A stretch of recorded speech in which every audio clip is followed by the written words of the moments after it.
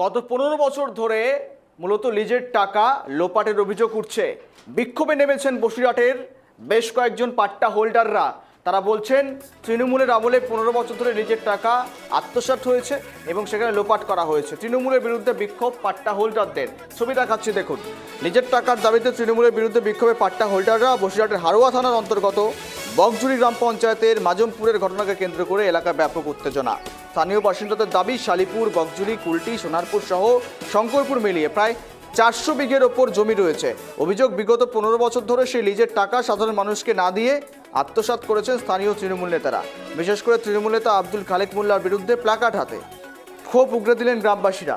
ঘটনাকে কেন্দ্র করে তৃণমূলকে তীব্র আক্রমণ বিজেপি নেতা সুসেন বৈদ্যর।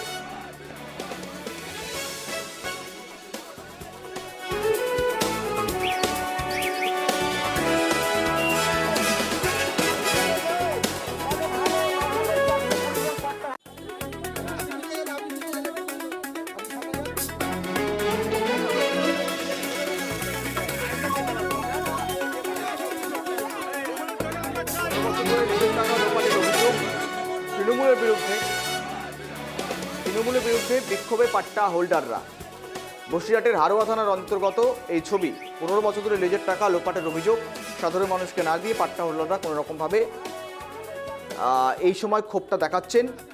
গাবরিয়া পাট্টা হোল্ডারদের টাকা 5 বছর ধরে আটকানো হলো কেন, জবাব দাও, এমনটা তারা বলছেন। আমরা কথা বলি, সঙ্গে রয়েছে প্রতিনিধি সিরাজুল। সিরাজুল, তৃণমূলের বিরুদ্ধে এই অভিযোগ দীর্ঘ 15 বছর ধরে লিজের টাকা লোপাটের অভিযোগ, এটাও তো নতুন একটা সংযোজন হলো। তোলাবাজি, দুর্নীতি, এইসবের মধ্যে আরও একবার এই ছবি, যেখানে লিজের টাকা যারা প্রাপ্য তাদেরকে না দিয়ে তৃণমূল নেতাদের পকেটে গিয়েছে।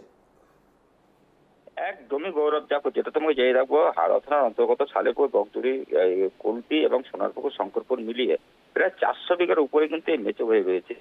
সেই মেচোঘরের লিজের টাকা কিন্তু কোনোভাবে যাদের জমি তারা কিন্তু কোনোভাবে পাচ্ছে না। সেই টাকা চলে যাচ্ছে তৃণমূল নেতাদের পকেটে। এই নিয়ে হারোয়া থানার অন্তর্গত বকজুড়ি গ্রাম পঞ্চায়েতের মাজমপুর এলাকার ঘটনা। এই নিয়ে সরব হয়েছেন এলাকার মানুষ, অর্থাৎ জমি যারা তারা কিন্তু সরব হয়েছেন। তাদের মূলত একটাই দাবি, তাদের কিন্তু যে লিজের টাকা, সেই লিজের টাকা পুনরায় বুঝিয়ে দিতে হবে। যদিও তৃণমূলের পক্ষ থেকে বলা হয়েছে যে কিছু কিছু টাকা কিন্তু জমির মালিক তারা কিন্তু পেয়েছেন বা পাইয়ে দিয়েছে, এমনটা হারোয়ার বিভিন্ন তৃণমূল নেতারা তা কিন্তু বলছেন। মূলত অভিযোগ যে আব্দুল খালেক মোল্লা, হারোয়া যে তৃণমূলের দাপুটে নেতা, বিশেষ করে তৃণমূল দাপুটে নেতা, সেই খালেক মোল্লার বিরুদ্ধে কিন্তু মূলত প্ল্যাকার্ড হাতে দিয়ে তারা কিন্তু বিক্ষোভে সামিল হয়েছেন। এই নিয়ে যথেষ্ট চাঞ্চল্য তৈরি হয়েছে।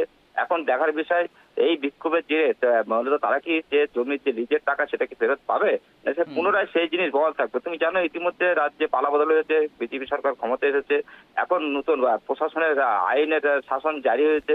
সেই জায়গায় দাঁড়িয়ে আইনের শাসন জারি হওয়ার কারণে কতটা কার্যকর হয় তাদের এই বিক্ষোভ বা তাদের এই চাওয়া পাওয়া, সেটা কিন্তু এখন দেখার বিষয়। বিগত 15 বছর ধরে তারা কিন্তু বঞ্চিত হয়েছেন এবং তার পাশাপাশি তারা কিন্তু যে লিজের টাকা সেটা কিন্তু পায়নি। প্রাপ্য তাদের টাকাগুলো পাচ্ছেন কিনা নজর থাকছে। ধন্যবাদ সিরাজুল।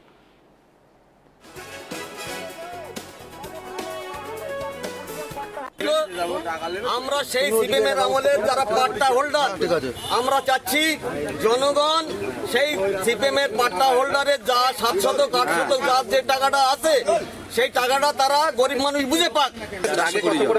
আমাদের 200 300 কোনো মানে ঠিকই নেই। 5 বছর মনে হয় 5 বছর টাকাটা চেয়ে নিয়েছে 8 সাল থেকে 26 সাল অবধি আমরা মাত্র টাকা পাইছি 3 বার। আব্দুল খালেক মোল্লা স্বনামধন্য নেতা, তৃণমূলের গুন্ডা, প্রচুর টাকা লোকে হুমকি ধমকি দিয়ে গভীরের পাটের টাকাও হজম করে ফেলেছে সে, যেটা সাধারণ মানুষের প্রাপ্য। সাধারণ মানুষ আজকে গভীরের টাকা পাচ্ছে না, টাকা আগের থেকে তুলে নিয়েছে, সেই টাকা আত্মসাৎ করেছে। আজকে তার প্রতিবাদে আমরা দেখতে পাচ্ছি সাধারণ মানুষ, সাধারণ গরিব মানুষ তারা কিন্তু আজকে মাজমপুরে খালেক মোল্লার বিরুদ্ধে